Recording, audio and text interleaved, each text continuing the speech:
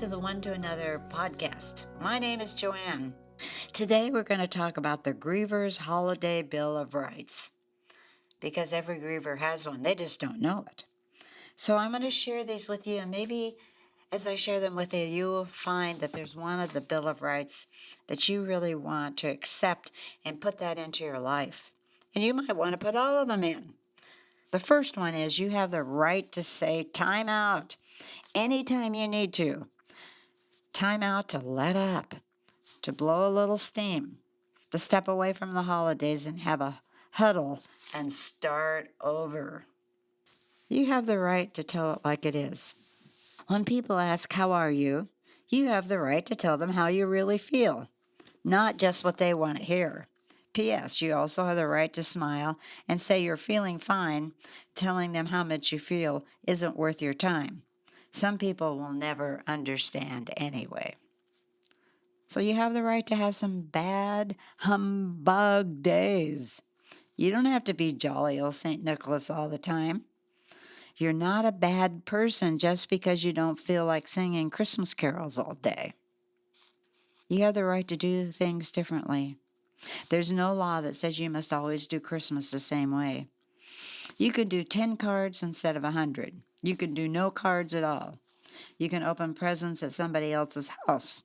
You can do without a tree. You can have pizza instead of turkey. The list is endless.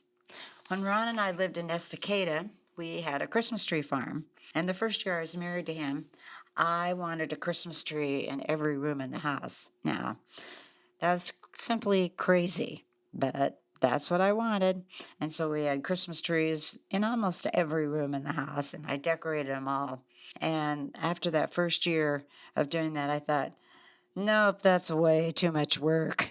Taking them down, putting everything back, no way. But we always had of course, a beautiful live Christmas tree. Well, when we moved to Oregon City, I know how much work it is to put up a Christmas tree and to make sure that they stay watered and all that work. And so I asked Ron if we could do a different kind of a Christmas tree. And he said, do whatever you want to do. It's fine with me. And so at that time, I went to Macy's, and Macy's had these beautiful, they look like they're white trees. People have them out now all the time, but that first year we were here, I only could find them one place. Anyway, they're white trees, and they're artificial, but they have tiny little lights on them. And so I got some of those, and I put them at the front window.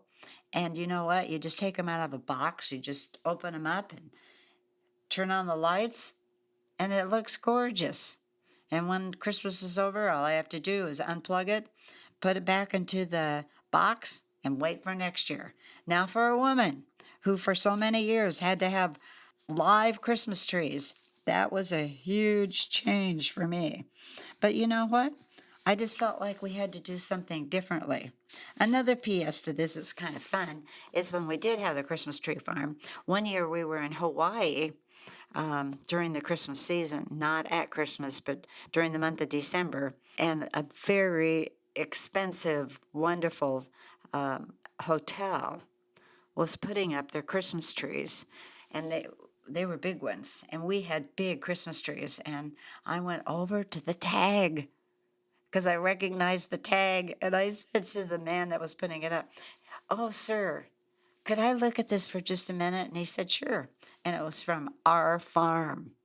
Our Christmas trees ended up in this very expensive hotel, and we were staying there for a few nights, and it was so fun to see them decorate these huge trees, and here they were from our farm. That was really fun. So that was just a little different PS to the whole story. But it's doing things differently. You have the right to be where you want to be. You can be at home or with relatives. You can be in any city, any state you choose. Nobody says you have to have snow at Christmas. There's no law that says you must stay home. But you have to decide what is best for you. And I've talked about this in other places, that you have the right to have some fun. When you have a day that isn't so bad and you feel like doing something just for fun, then do it. Don't be afraid of what someone else will say. Don't be ashamed of laughing and having a good time. Laughter is as important as tears. You have the right to change directions in mid-season and midstream. Holiday grief is unpredictable. You may have been all ready to go someplace and you've changed your mind because you're overwhelmed and you just don't think you can do it. You know what? There's plenty of time in life to be predictable. But this is what I want you to know, is if you have made a commitment to be at someone's house and all of a sudden you're overwhelmed and you don't think you can make it, it is your responsibility to call them and say, I'm not coming.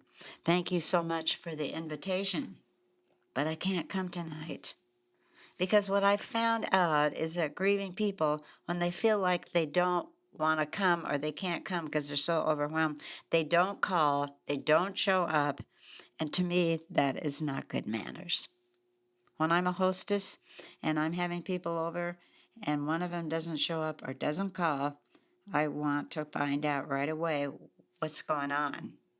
But we need to be sensitive to the fact that we can change our mind, but we need to be sensitive to other situations.